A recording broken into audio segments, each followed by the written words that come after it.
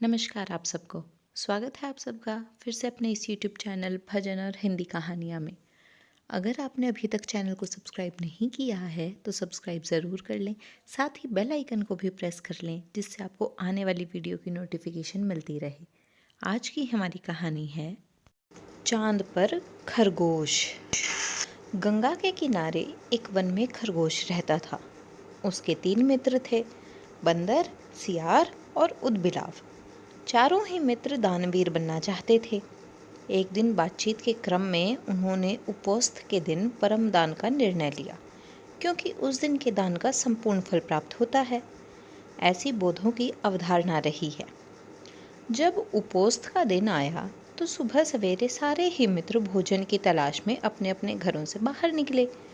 घूमते हुए उदबिलाव की नज़र जब गंगा तट पर रखी 7 लोहित मछलियों पर पड़ी तो वह उन्हें अपने घर ले आया। उसी समय सियार भी कहीं से दही की हांडी और मांस का टुकड़ा चुरा लाया। उछलता कूदता बंदर भी किसी बाग से पके आम का गुच्छा तोड़ अपने घर ले आया। तीनों मित्रों ने उन्हीं वस्तुओं को दान में देने का संकल्प लिया, किंतु उनका चौथा मित्र खरगोश तो कोई साधारण प्राणी नहीं था। उसने सोचा यदि वह अपने भोजन अर्थात घास पात का दान करे तो शायद ही दान पाने वाले को कुछ लाभ होगा। अतः उसने उपोस्त के अवसर पर याचक को परम संतुष्ट करने के उद्देश्य से स्वयं को ही दान में देने का निर्णय लिया।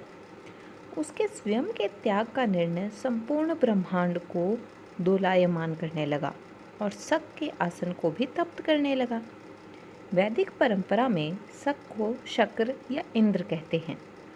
इंद्र ने जब इस अति अलौकिक घटना का कारण जाना तो सन्यासी के रूप में वह उन चारों मित्रों की दान पर परायणता की परीक्षा लेने स्वयं ही उनके घरों पर पहुँचे।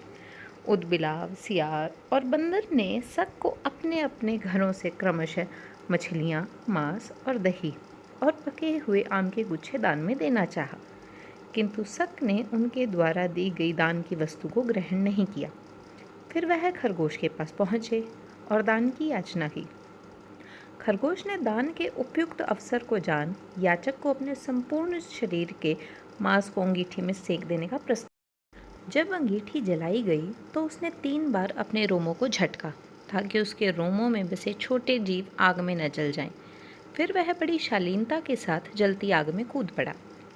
शक उसकी दानवीरता पर स्तब्ध हो उठे। चिरकाल तक उन्होंने ऐसी दानवीरता न देखी थी और ना ही ऐसा त्याग और ना ही ये सब सुना था। हाँ, आश्चर्य, आग ने खरगोश को नहीं जलाया क्योंकि वह आग जादुई थी। शक के द्वारा किए गए परीक्षण का एक माया जाल था। सम्मोहित शक ने तब खरगोश का प्रशस्ति गान किया और चांद के ही एक पर्वत को अपने हाथों मसल चांद पर खरगोश का निशान बना दिया और कहा, जब तक इस चांद पर खरगोश का निशान रहेगा तब तक हे खरगोश, जगत तुम्हारी दानवीरता को याद रखेगा। तो कैसी लगी आपको कहानी? अगर अच्छी लगी तो चैनल भजन और हिंदी कहानियाँ को सब्सक्राइब करना ना भूलें। साथ ही बेल आइकन को भी प्रेस कर लें जिससे आपको आने वाली वीडियो की नोटिफिकेशन मिलती रहेगी।